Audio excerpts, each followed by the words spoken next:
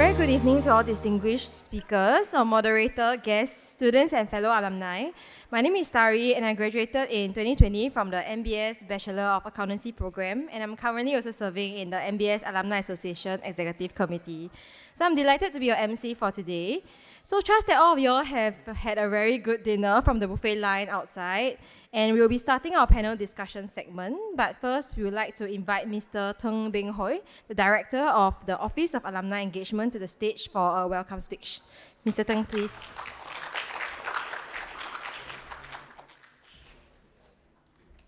Fellow alumni, students, colleagues, ladies and gentlemen, firstly, on behalf of our alma mater, NTU, let me thank the venue's host, YWCA, and its Executive Director, our alumna, Ong Pui Si. Thank you. Also, a big thank you to our fellow panelists, Anthony Fok, Vice Chairman of APSN Education Services. He's also board member of the Singapore Disability Sports Council. Lee Seng Ming, Executive Director, Shine Children and Youth Services. Okay. Big thank you to our moderator, Lee Eng Kian, Managing Partner, PKF CAP. And thank you. And also big thank you to our colleagues from the various NTU departments and offices, and also for putting up the exhibition at the back of this hall. The purpose of this evening's event is to encourage and inspire alumni, all of us, to do good for the community and also for Singapore. And in my work in alumni relations at NTU, I'm also keen to learn how I can develop sustainable leadership of our alumni network. We have more than 80 alumni associations all around the world, and we have many, many volunteers. So we also want to learn from our speakers and panelists tonight. So the event tonight is a showcase of potential areas you can consider contributing to. So we have exhibitors, including YWCA, Shine, and NTU. Please remember to check out the booths at the back. And last but not least, we would like to thank all of you for joining us this evening.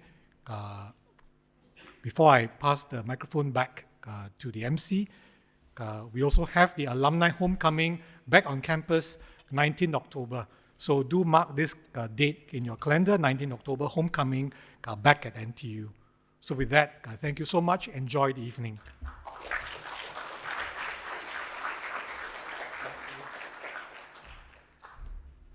Thank you, Mr. Teng. So, ladies and gentlemen, in today's panel discussion, we'll be exploring sustainable leadership through community engagement.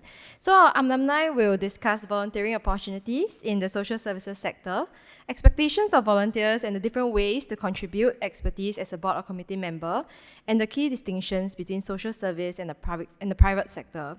Today's panel discussion will be moderated by Mr. Lee Eng Kian. So Mr. Lee graduated with an NBS Bachelor of Accountancy in 1995 and is currently a managing partner and head of audit and assurance at PKF CAP LLP. He has always been a strong advocate of community service and currently serves as a vice president of Nanyang Business School Alumni Association Exco within the Community and Social Engagement Wing. So I would now like to invite the moderator and speakers on stage. So we have Mr. Lee, the managing partner of PKF CAP LLP, and Dr. Anthony Fok, Vice Chairman, APSN Education Services Limited, and board member of the Singapore Disability Sports Council, Ms. Ong Pui Si, her Executive Director of YWCA Singapore, as well as Mr. Lee Seng Ming, the Executive Director of Shine Children and Youth Services. So before I hand over my time to the moderator and panelists, I would like to remind all of you once again that all your name tags will be color-coded. So your color will represent the industry that you currently work in. So this is to facilitate networking later. I'll now hand over the time to our moderator and panelists. Hi, good evening. Right, thanks for joining us. This evening, we are very privileged to have leaders from the community service. We have Anthony. Anthony is currently the board chair for the Singapore Disability Sports Council as well as a vice chair for APSN. We also have Precy. Precy is the executive director of YWCA. Okay. And next we have Xing Ming. Xing Ming is our executive director for Shine Children and Youth. What I'll do is I'll pass over to each of our panelists to do a self-introduction and also share with us at the same time, what makes you come, what is your personal motivation in coming into this community service? Yeah. So maybe I shall start. I'm Anthony. I graduated from Bachelor of Accountancy NTU in 2007, so not very long ago. I joined Ernst & Young for a few months. After that, I ran off. I went to MOE, I went to Ministry of Education. Then after my bond ended, I went to do my PhD. And that's when I started education businesses. So my education businesses are a chain of tuition centers, student care centers, and also book publication. So if you are parents, actually most of your kids, I think you have bought assessment books that my company actually produces. We actually produce assessment books from preschool all the way to A-levels. I sell locally in popular bookshop, export overseas to China, Malaysia, different countries. So my businesses are actually in education. Then I'm a board member of APSN. I joined APSN in 2014, actually 10 years ago. So 10 years ago, a minister actually asked me whether would I consider doing some charity work. So I went for an interview at APSN, and that's how I started. So 2014 I started, 10 years ago. I went onto the board in 2018. So only after 4 years, then after I joined the board. After 4 years, then I'm the vice chair. For Singapore Disability Sports Council, I only joined 2 years ago. 2 years ago, so that's where I actually sit on committees as well on the Singapore Disability Sports Council. My answers that I give later is actually through the lenses of a board member. I don't do full-time work. I don't do day-to-day operations. As a board member, that's how maybe you can consider volunteering in that aspect. That's where my views will be from. Yeah. All right, thanks, Anthony. And then we have Precy.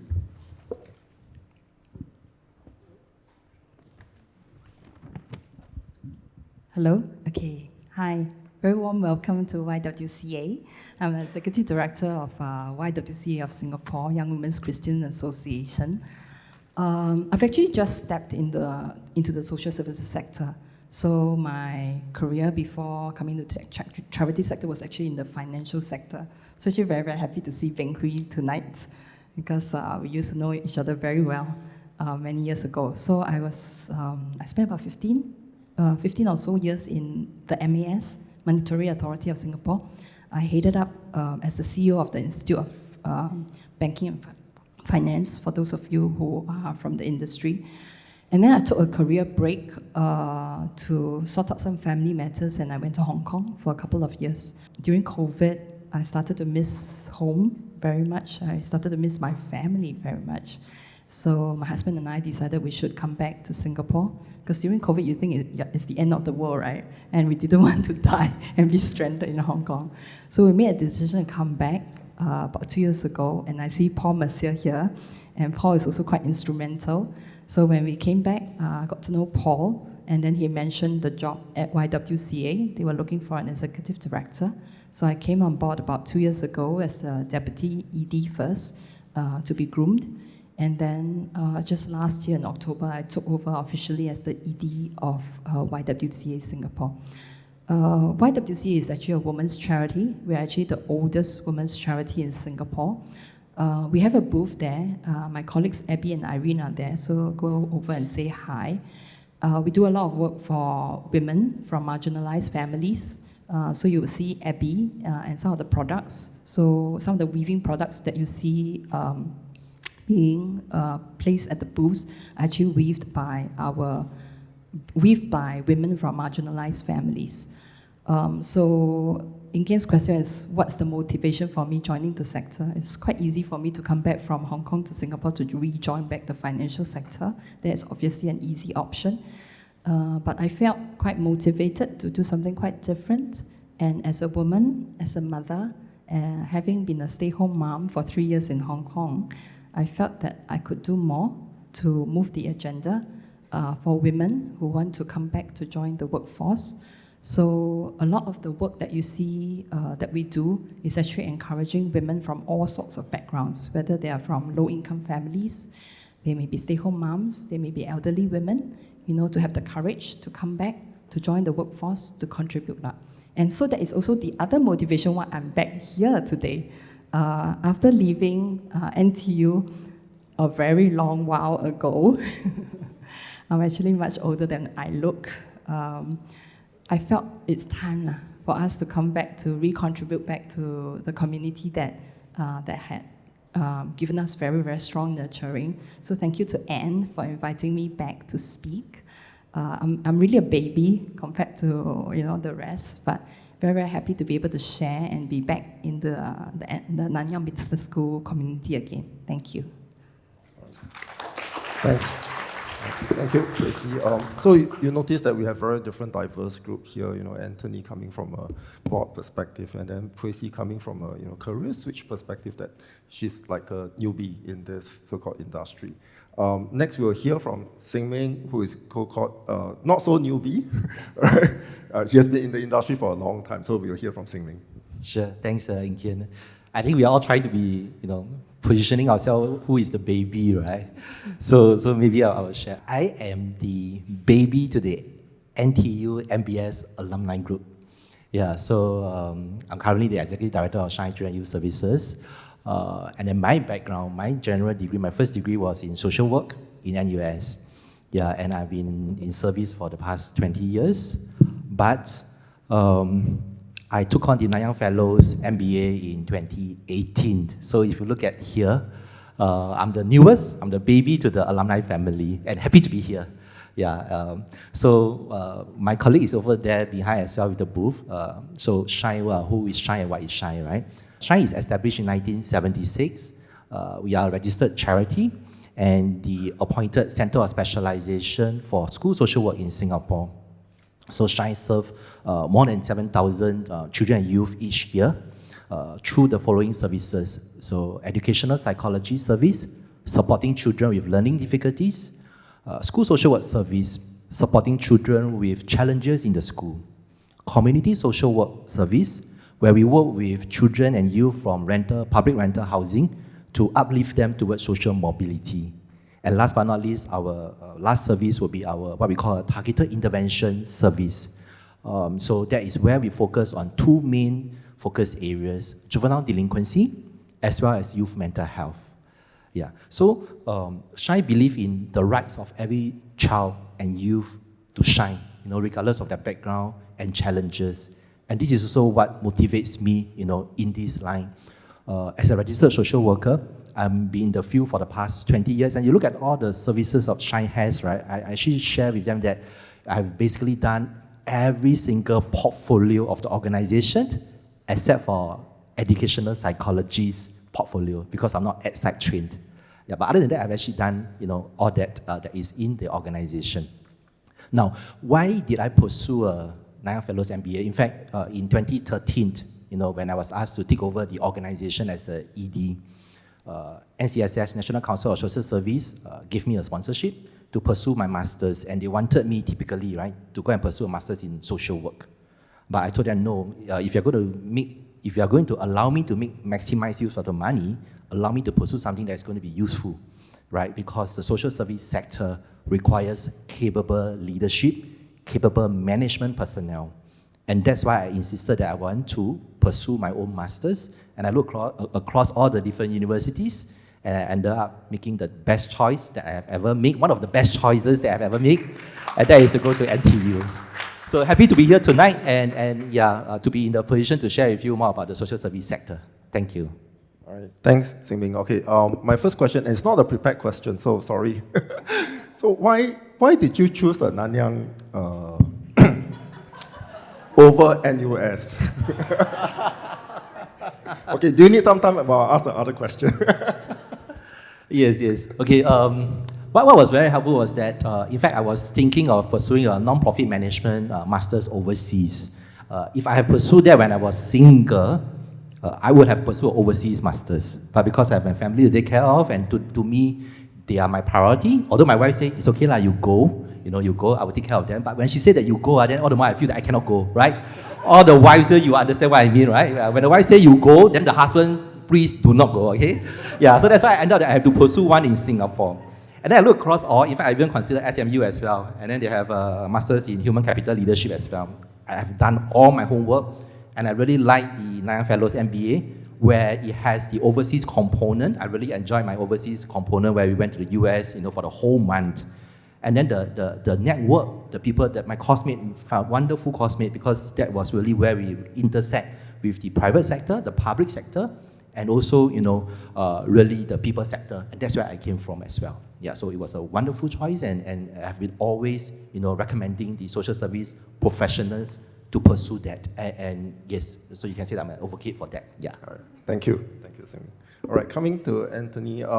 So, our alumni here are here to learn what are the opportunities available. So maybe could you share with us, what are the opportunities and what are the avenues that they can go through to look out for opportunities? Okay, so maybe I shall share volunteering opportunities for board and subcommittee roles, right, on charity organizations.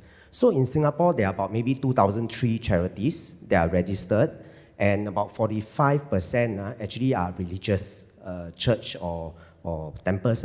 And about over 500, they are actually registered under NCSS in Singapore. So on average, every IPC, there are 11 to 14 board members, so in every charity. So, and different charities will have different committees, right, depending on their needs. So I shall share some committees which most NBS graduates end up in is in the Finance and Investment Committee. So there's one, Finance Investment Committee, and the other one is Audit Committee, right, or the Audit Committee, which also most NBS grads will end up in. The other committees are Nomination Committee, which later I'll elaborate in detail what are the roles, right? Nomination Committee. The other one will be Publicity and Outreach Committee. There's HR Committee as well. There's IT Committee. There's Fundraising Committee. And for special needs schools like APSN, where we run schools, Tanglin School, Chaoyang School and all that, like Mines, Eden School or Meta School or Pathlight. Then there's also the Schools Management Committee. And this is also together with Ministry of Education. So there are different committees, and it depends on the needs of the charity. So every year, there are about 4 to 6 board meetings per year. So 4 to 6 board meetings per year. Also, if you sit on a subcom, then it's also 4 to 6 meetings per year. And meetings will last about 2 to 3 hours long. Later, I will elaborate in detail what do we do during the meetings, right? I would like to share why are there opportunities to serve, to volunteer on the boards and on subcommittees. The reason is that based on this code of governance for charities, there is actually a 10-year board limit. So there's a need to renew the board. One can only last for 10 years. Then we need succession planning, right? So there's one reason. There's a need for succession planning, and we cannot put someone immediately to the board. They have to start at committee level. Then for a few years, then we see how they contribute. Then after a while, we will talk to them to see whether they are keen to serve on the board. There are people who doesn't want to serve on the board. They just want to remain on the committee. Then that's fine. Right, but there are people who are keen to step up, so they'll move up the board level, right? And also for those who hold the finance committee chair, there's also a term limit of 4 years. So after 4 years, they have to step down, and therefore there's always a need for renewal. There's always a need for people to step up, And where do they go to look for such opportunities, like for the board and to be the subcom? Where can they go to? Okay, so for APSN, actually, I'm now in need of people to join the finance committee, and that's why I'm here. So for APSN, we run special needs schools in Singapore. I think at the moment, I just had a meeting yesterday in the nomination committee. We need people to join the finance committee, right? That's one. We need people in a few other committees. Okay. So if you are keen, after the session, maybe you can do for me, right? Yeah. So that's one. The other way you can if you are keen, you can actually look at this website, cityofgood.sg, or rather maybe you Google CNPL board match. CNPL stands for Center for Non-Profit Leadership. So Center for Non-Profit Leadership. There's this board match where I think organizations who are looking for board members, you can look for them on the website. Yeah. Right. Thanks, Anthony. He's trying not to sell, but too humble, so I have to ask that question and ask him to sell his opportunities. Now, Tracy, over to you. What are the opportunities available? Yeah, so similar to what Anthony had shared, at YWC, and I'm quite sure for many charities, from an executive point of view, we also welcome many volunteers. So usually we call it 3 groups of volunteering opportunities. One is at the board committee level, which Anthony has explained quite well, and certainly you can either approach the charities directly. So for those who would like to support women's causes, besides zooming in to him, you can zoom to me also. The ladies can come to me. So we always welcome in our board committee, but we always want to manage your expectation as well, because for many of us, because of the governance requirements, which are actually quite high order now, we don't readily admit people immediately onto the board. So we usually say, come in at the committee, serve for maybe 1-2 years, get to be familiar with the charity and what we do and the people, and then if we find that there's a good fit, that's when we would recommend for you to serve on the board. So when you want to volunteer on the board or committee, from my lens as an executive director, we really hope for people to come in with a slightly more long-term view. So board committee is not something that you hold as a brand to add onto your CV for 1 year or 2 years. That's not really going to help us in the charity sector. So if you are thinking of volunteering at the board or committee level, find a cause which really resonates with you, that you are prepared to shape and move. The other thing that we also mentioned, we discussed a little bit before this, is when you want to volunteer as a board or committee member, besides finding the causes, I think you must be prepared to roll up your sleeves. The charity sector is very, very lean. Many of us have very skeletal teams of staff. So for example, I just had my finance and investment com meeting, and we just onboarded some new members who are investment bankers. So one of my new FIC committee member, he was amazing. He came into the meeting. I mean, I used to be from finance sector, so I'm used to it. But coming into a charity, you kind of park aside some of the things that you were used to. But this guy came in, so he's just a new, fresh committee member. He came in with the latest market outlook, which we wouldn't have access to as a charity. But he came in to say, oh, this is what's going up, what's going down. You can really consider these bonds, etc. He wasn't marketing. He doesn't sell products. He came in and volunteered to say, why don't I do your investment guidelines and SOPs, which I really, really was very grateful for, because we could do it on our own. If let's say FIC instructs the executive team to go and review our investment guidelines, we would have to do it. But that means we have to spend a lot of time researching, calling people, getting consultants to help us. But when you come on board as a board or committee member and you readily volunteer to say, hey, this one is no trouble to me. I'm a Corpcoms expert. I can write your media guidelines. I'm a HR person. I can avail to you the HR SOP that I run in my company. I think that's where the volunteering becomes very, very much appreciated by the executive team now. Then what we also have is two other levels, I'll call it.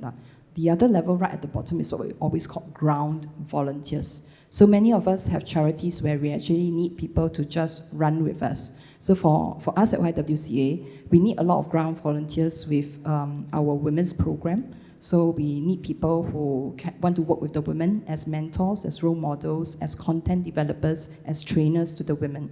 We also run a food distribution program, and that's our biggest volunteering opportunity. So food distribution, we actually distribute food out to the elderly and the poor in the neighborhoods, and every day I'm sending food out. So we need a lot of people to come out to help us be our logistics, to distribute the food, to pack the food, to be befrienders. Because I always say my volunteers are actually now the first of call. Because a lot of the elderly and the disabled that we distribute food to, they are what I term solo dwellers. They live alone, one person, one elderly uncle or elderly auntie on their own in a one-room rental flat. Every day, my guys, Mondays to Fridays, go in to knock on the door and drop a packet of food. If one day the auntie doesn't pick up the food, my guy will tell our head office, and they will activate the social worker to say something's wrong. So that is actually the importance of volunteering. Volunteering is actually, helping us to look out for our community, to make sure that everybody's doing okay. So that's the bottom rung, the ground volunteers. Ground volunteers is actually the easiest for you to just start off, because ground volunteers don't necessarily require a long commitment. So for example, the food distribution volunteers, anytime you're free, you can call any one of us. A lot of us have those kind of like 1 day, 2 day. You just have to commit to the day. So that one is very easy for you to have a close interaction with the beneficiary. And then the third category, which now we are in that morphine stage where we're actually calling out more for, are really ad hoc things, where you're neither a board or committee, but we kind of like need a certain expertise or skill, for a certain short run period. And these are also volunteers to us. So for example, when I did a transaction that I needed legal help, I don't have a legal committee, so I don't have lawyers on standby, but I don't think I can afford to pay a lawyer. So we then called out to our friends with legal background to say, could you volunteer to journey with us? And a lot of the lawyers actually do a lot of pro bono services. So one of the projects that I'm doing, so God so good, bless us with this lady that just appeared out of the blue. She's also an NTU alumni, I believe. She's an accountant by training. So when I approached her, I thought I wanted to invite her to the FIC committee. She declined. She couldn't do the long hog. But when she found out that YWCA was celebrating our 150th anniversary, she actually shared to say, hey, I'm actually doing a master's in history arts. I was like, history art? What can I do with a person with master's in history art? And then as we conversed and talked, very, very good rapport. I'm celebrating my 150th anniversary, right? I obviously have a lot of history and heritage to navigate, right? And I called her and said, hey, Gwen, if I need somebody to help me sort out my archives, my boxes and boxes of black and white photos, she said yes. And now she actually is my volunteer. She's going to be working on me to build a heritage gallery. So many, many ways that you can come in to volunteer, both in a formal way, in board committees, or ground ways. But I think the important thing is understand the cause that you feel for, and then go and approach people inside. Because a lot of these volunteering opportunities are really conversations that I have with somebody who's quite like-minded, with a good rapport, and then we kind of go, yeah, I think, I would like you to help us in this area, this area, this area, which may not be in a website, that says, oh, apply to this volunteering. So if you're very interested, a lot of us in the charity sector are always very open to have conversations to see how we can plug and play your expertise and your talents into helping the community. Yep. Right. Yeah, thanks, Tracy. You mentioned about rolling up the sleeve, and that's the reason why we're all dressing short sleeve today. We talk about that. All right. And I know you have a lot of other opportunities as well besides the board committees, and actually a lot at the ground level, really doing all the work. So would you like to share that with us? Yeah, sure. I mean, quite similar. Most of the charities are, having quite similar kind of opportunities. But really, like what Tracy said, identify the cause that you could be keen in. Yeah, and if you are keen in children and youth, that's a cause that you are really very passionate about, then Shine will be the agency that you can talk to, right? So really there are three, as what Tracy mentioned, there are three main categories. So over at Shine, the very generic one, and we can all be very familiar about it, would be then what we call events, right? Events and ad hoc. So those are just once off, one time, and then we call for volunteers. So volunteers will just turn up, execute whatever that day is supposed to be, and then that's it. So these are more event basis. Yeah. The other one that we are also be very familiar, which is similar to other charities, will be what we call service-based. So service-based volunteering basically means that there's direct interaction with the service user, or you could be involved in some of the services and program. So over in Shine, our educational psychology service, we have this reading program called the Reading Odyssey. So what that does is that there are many reading programs out there, but for us to be able to really scale the program, we have this two-tier intervention. where the core work to be done by the professionals are done by the professionals, and then other work are redesigned for the volunteers to come in. So reading is something definitely the volunteers can do. If you have the passion in reading and you're able to read to the kids, then you could definitely do so. But in the Reading Odyssey program, our EP, educational psychologists, will be doing what we call a graded reading program. So before the intervention starts, the EP will be assessing their reading age. And many of the times, their reading age is not their biological age. So they may be 8 years old, but their reading age could be only at 5 years old. So the EP, the educational psychologist, will be assessing that. And then after which, the volunteers will be then going through that half a year of reading program with them, and at the end of it, the EP will then come in again to do the reading assessment. And that program has proven to be very successful because of the shift, in helping them to elevate to the right reading age that they are supposed to be. And this is where we really need the volunteers to support. And this is what we call a service-based volunteering. So you could choose, to volunteer individually, joining one of our Reading Odyssey programs, or you may want to adopt that whole Reading Odyssey program, maybe having a group of you all, and then, or your company, as part of a CSR, you want to adopt it, and then you follow through with that group of students, over a regular period. So those are service-based, and there are more programs along the service-based. So every program that the social services run, there is a role for volunteers to play. Yeah, so it's really about job design, right? Because social work is getting more complex, more demanding. And if everything is done by the social workers, there's a limit to how many social workers we can have. But we also cannot just cascade everything and delegate everything out to the volunteers. So it's really about the right fitting. So if we can create and redesign the job such that the volunteers' expertise or the volunteers' contribution can be best utilized, then the social workers or the professionals would then be able to focus on their professional expertise. So these are service-based. The third group or the third type of volunteering that we have in Shine is what we call skills-based volunteering. So skills-based volunteering really is about contributing your talent, your resources, your experience. So our board level, we consider that as skills-based volunteering as well, because they bring their expertise to the board. But many of the times, skills-based volunteering can also be executed on the ground, right? So for example, there are certain projects, there's a lot of transformation that we need to implement in the social service sector.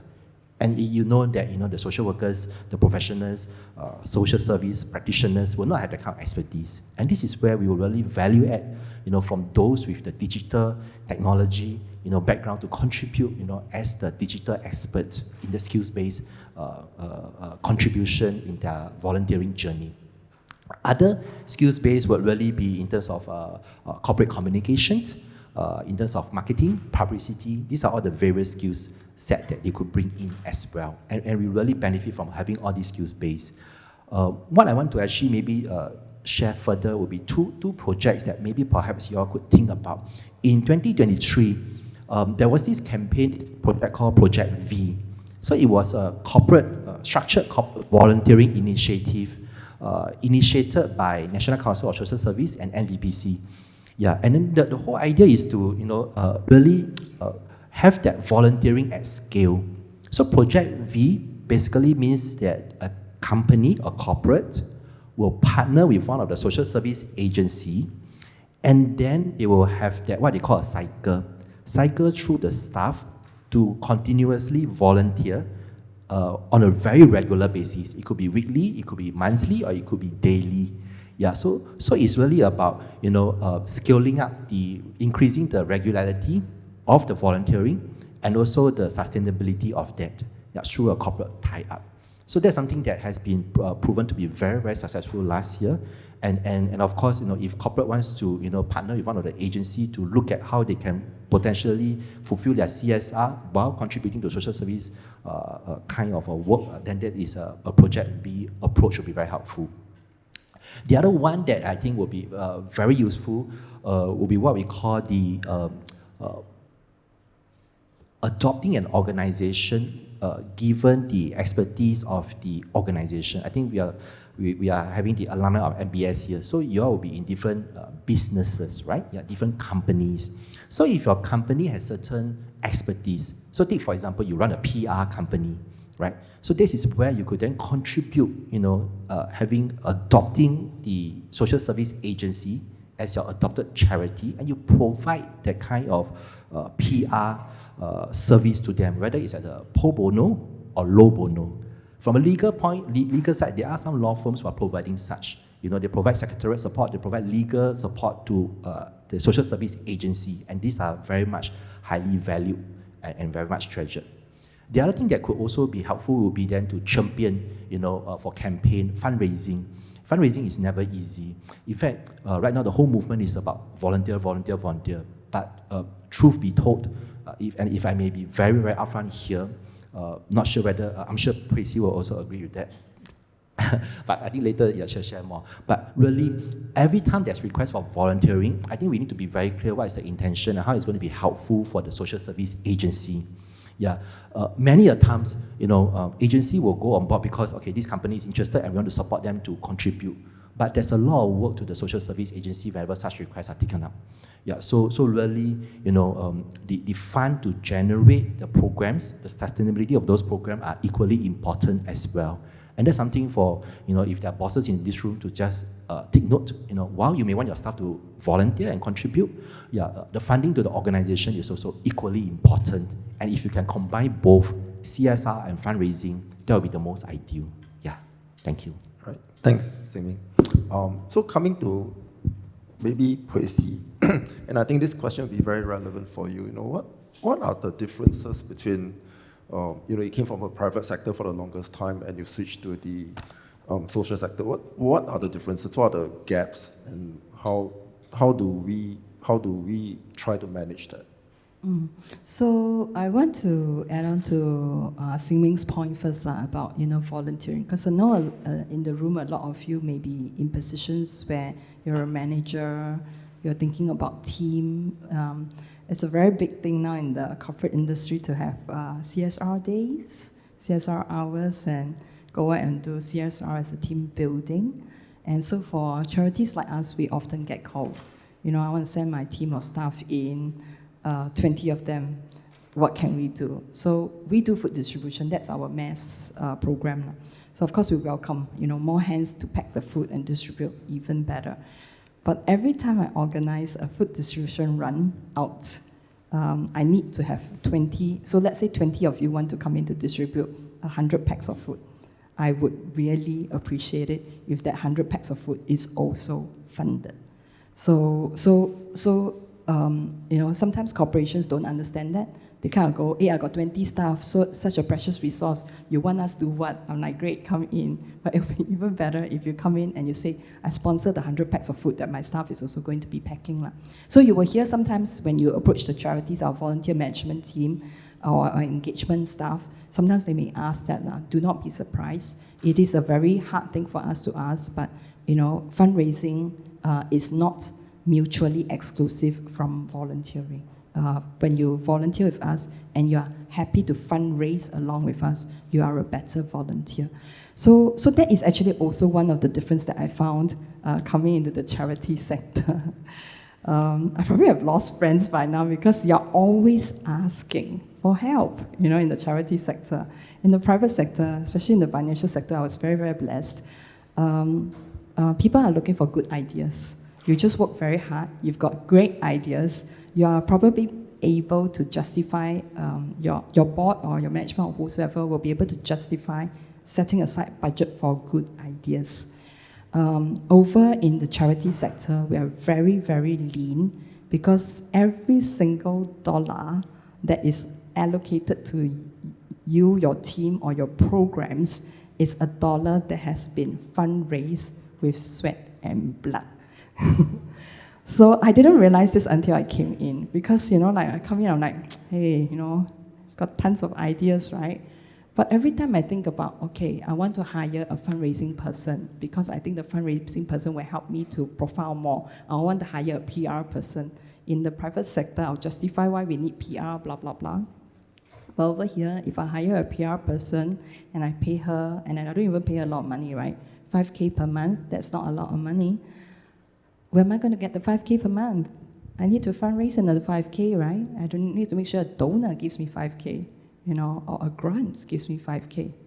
Because there's no business that I generate except the business of goodwill. I don't have a business that generates money.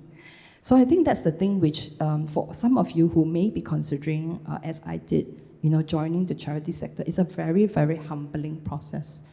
It's not, you don't join and feel great that just because you're smart, you're fast, you're efficient. You really have to come and fit with a very different mentality to be able to deal with the issues. The charity sector, because of the way we are structured, a lot of it is still in a flux. But I'm very, very grateful to NCSS, but we're in a state of flux where we are all trying to transform.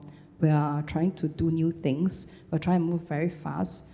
And we're trying to make sure that we energize our staff to do a lot of new things. So joining the sector is actually not a cushy job. It's actually quite a high burden, demanding job.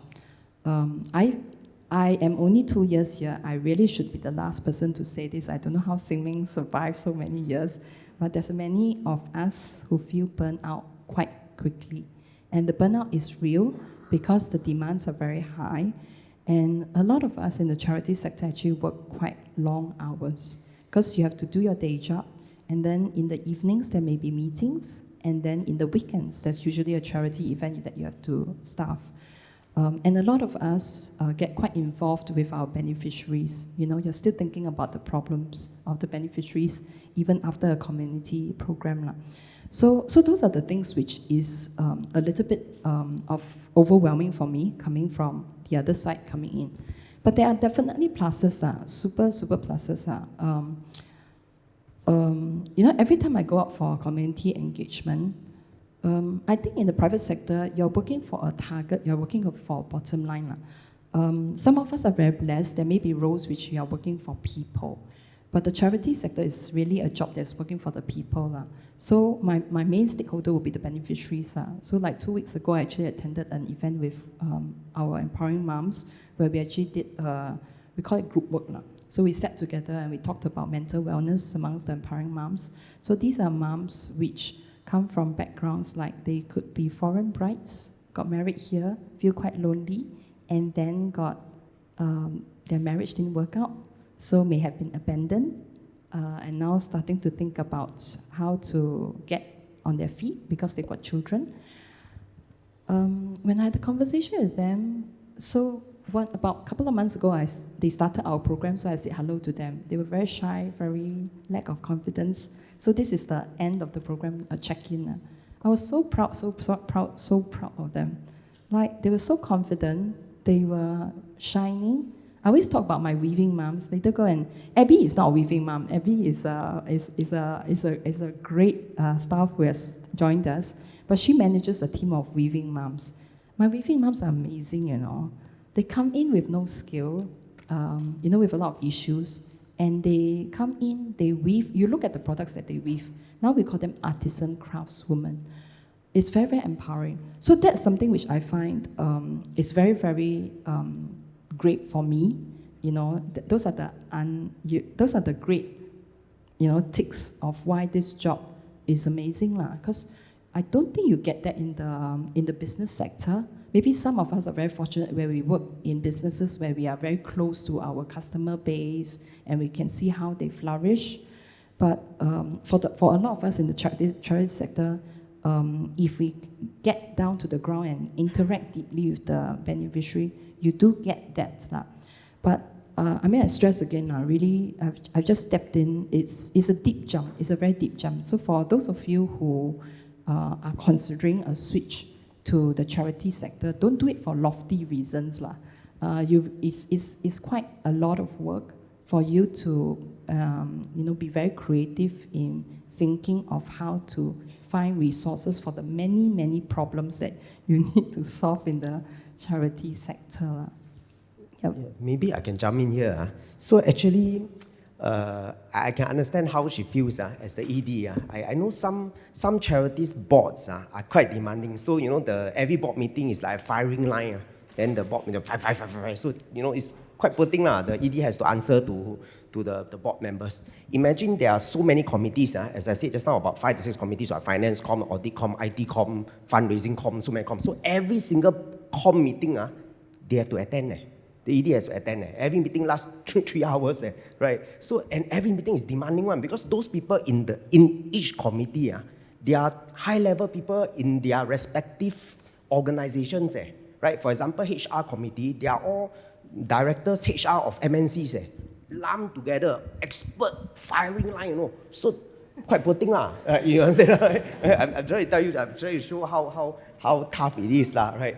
And usually NBS grads, I think outside we earn quite good pay, right? I mean, if you were to join the charity sector, I think the pay gap is huge. So if you join, then I think it's intrinsic reason, right? So I know of a ED who used to be in private sector, 20,000 a month, joined a charity school as the CEO, about 12K a month, right? But the reason is because his own child has special needs. So, and that's why he wants to understand the organization better, wants to understand it better for his own child. So intrinsically, I think it's a good reason to join, right? Yeah. Thanks, Anthony. And with that, I'm sorry to tell you that you're going to be in the firing line now. So we are in this segment of Q&A. All right. So you have heard from the panel their experience. So I'm sure you have a lot of questions now. They are right now in the firing line for you to ask a question. If you've got any, you can just raise your hand and then the mic will be sent to you. Hello, I'm Faye. I graduated from NTU many years ago also. I see that you all have been selling your own organizations. Yeah, so I thought I should do my own selling also. No, this year, I came into this year with quite an intentional intent to try to also give back, right? So I've also been looking for opportunities, whether it's a board, volunteerism, and all that. But I mean, it's good to share that, that there's some platform to help out. Otherwise, I don't know where to look for it. Yeah, my background is in corporate finance. We deal with listed companies. I think Ing Kian would probably know. A lot of corporate governance, so the AC, NCRC is something we're very familiar with. Governance, a number of years of IDs, independence, conflicts is something I'm very, very familiar with. So feel free to look for me if there's any need. I supported the weaving program. Yeah, so that's a little monetary. So that's it. Thank you. Hi, I'm Gary. I'm also for the Nanyang Fellows Program, so yay. So my question is, is there any training for board membership for the non-profit? There are SID, that one's more for profit, I think. So is there any training for non-profit? Thank you. Yeah, okay. So within the charity itself, for APSN, we have a budget for training for board directors. Maybe I would like to add on. There are some people who want to volunteer, but we are very careful, right? We are very careful with selecting people in. A few reasons. So I share one. One is that some board members just rubber stamper, right? So no point, right? That's one. Another one is, another board member is critic. That means coming, fire, critic. Then give a lot of suggestions, but on the ground not applicable poor thing right? The ED poor thing right? So that's the second one. The third one is glory hunters, because big charities we got for APSN we have a patron is Mrs. Taman. Some patrons are ministers and all that. So when there are events, ministers come. Then when got event, got minister come. Then everybody come, right? But right. So I think there are some glory hunters. You want to add to your CV. You want to add, but we can discern. I mean, after a while, we know, hey, this person obviously here for, for intention. Then we know. Because we don't put you immediately to a board, right? You start on a subcommittee. We know that you're genuine, right? Because when I started, I was 30 years old. Now I'm 40, exactly 40.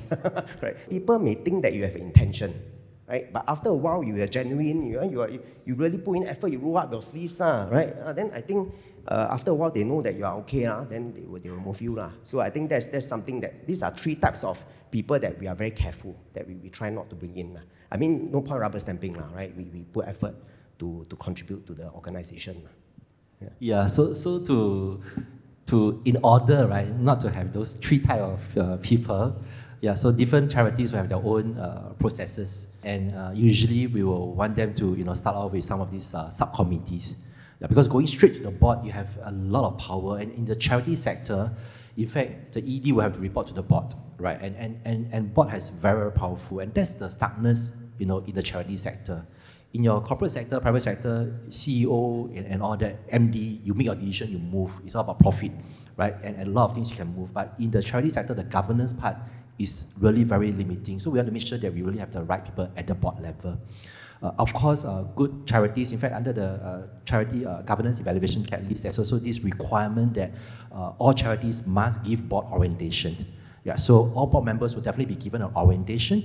All board members will be given a good understanding of what the organization is. But if I may just add on, really don't just depend on all those training or structured things that are put in place.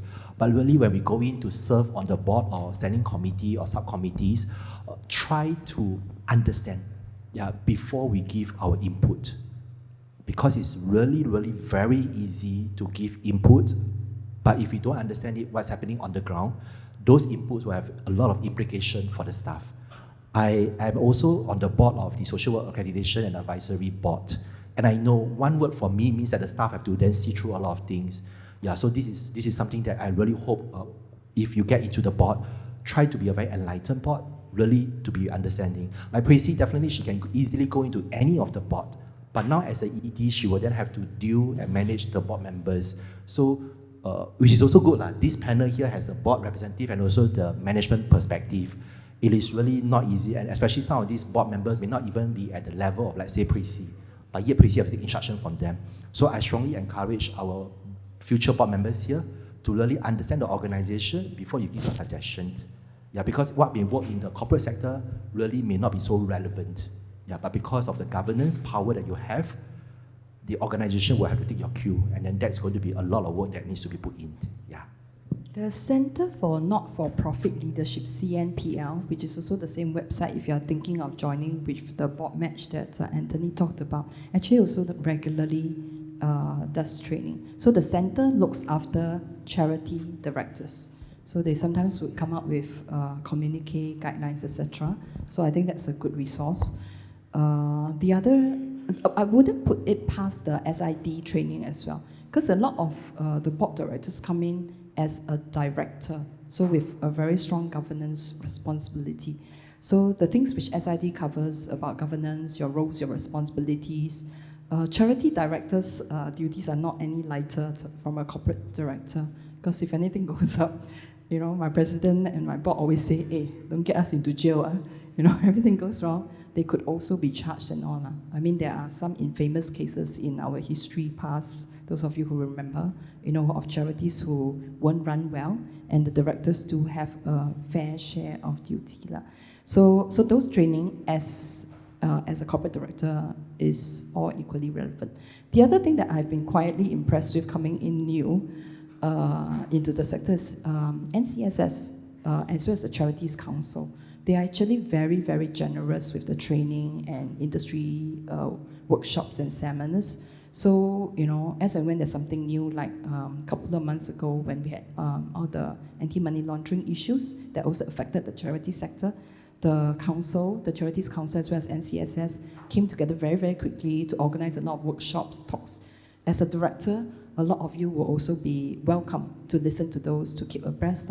So I think that there are many opportunities for you to keep up to speed. But as Seng said, you knowing it as book knowledge is not going to be helpful unless you can think about how this will help your executive team. So the sort of directors that we're most scared of is they go for a lot of training, then they come back and they say, hey, you're going to do these 10 things. And then we're like, oh, got no time to do. So, be mindful as you get trained about this, how you're going to bring that So it's not bringing that knowledge and then finger pointing, but how do you bring that competence in to equip the team to respond to that training or that knowledge that you now have?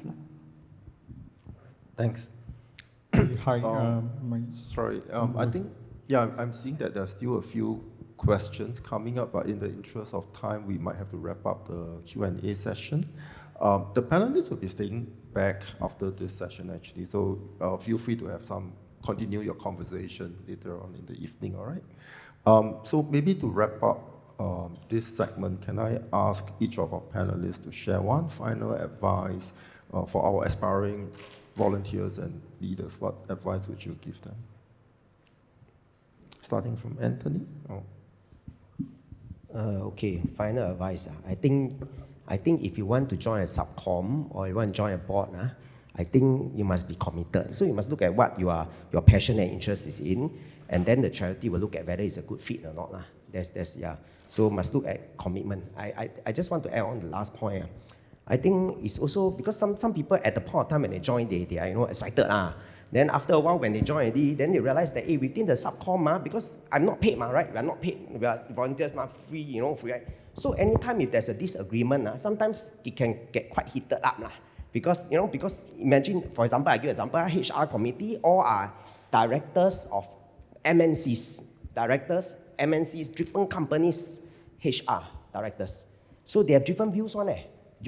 So when they, in the committee, sometimes can get quite heated up. So maybe some people, the EQ not so good, they talk, they offended. Some people offended, got ego, right? Sometimes offended. Then say, I quit. I don't want, because anyway free, I'm not paid, I'm just volunteer. Why should I stand your nonsense? Or why should I stand your attitude? Right? So people leave. So, then for me, the board putting, I see we putting your quarter like that, I have to go and sayang a bit, must sayang the ED, so I think, make sure you are committed, don't because of small, disagreement, big ego. I think at the end of the day, you look at what is the core of it, I mean, it's for the beneficiaries, right? So whatever politics or whatever, other disagreements, let's try to avoid that, I think that's something I would like to share. Okay, I will share our motto at YWCA. Sorry that I'm selling koyok again. I'm trying not to. It's so ingrained in me. Our motto at YWCA is by love, serve one another. So if you're joining whichever charity, serve with love. And you're serving one another. So remember that the one another is not just the beneficiary. Like Anthony says, when you come in as a board or committee, the one another could be the staff, could be your fellow board members or committee members, certainly would be the beneficiary. So come in ready to support this community that you feel shares the same vision and cause. So when you come in with that mindset to say, I am here to serve one another, including the staff, including the ED, including the fellow board or committee, you tend to, like what Anthony's alluding to, I really like Anthony as a board director. He's so honest. I'm like, so honest. But sometimes when we go in with a cause and an ego, you will end up going like how come no one listened to my idea? How come the ED never listened to me? I tell her so many times, she never do. You end up with a slightly different, friction. So, but when you go in saying, I'm here to serve one another, including the ED, including the staff, how can what I suggest, even though I think it's a very good idea, and I've seen it done 1,000 times elsewhere in my company, but how come they're not doing it? When you say, I'm there to serve them, and to get them to understand why this is important, I think the way you speak, the tone and all, the way you propagate the idea and help them would be quite different. So I just leave you with my motto, when you come into charity, you're serving not just the beneficiary, but you're also serving each other as a board, as well as, the staff. For me, it would be really knowing your purpose and clarify for yourself the purpose first. Because we all have different reasons why we go into certain things. And only after we have clarified for ourselves why we want to serve, then will we serve well. And it also takes, a lot of, you need to be very humble, because you may go in thinking that, hey, I have all these great ideas, just implement it and you'll be the best charity. But it doesn't work that way. Yeah, so really know your purpose and why you're contributing or you want to contribute. Yeah, and if and once you know your purpose already, then really, go and identify your passion, which area, because you don't want to go all around. Identify your passion, which particular area, special needs, women, children and youth, a lot of different areas that you could be focusing on. And then after that, start small. Don't always think that we have to go in big. Don't always think that we have to go in to serve on the board. Start small first so that we can really understand it well enough, and then slowly progress. Because not every organization you may like it, right? So if you start small, you have a good understanding of those organizations, and you can see whether you can go further. And then the organization will also find that it's a good fit for you. And of course, you have to be adaptable, right?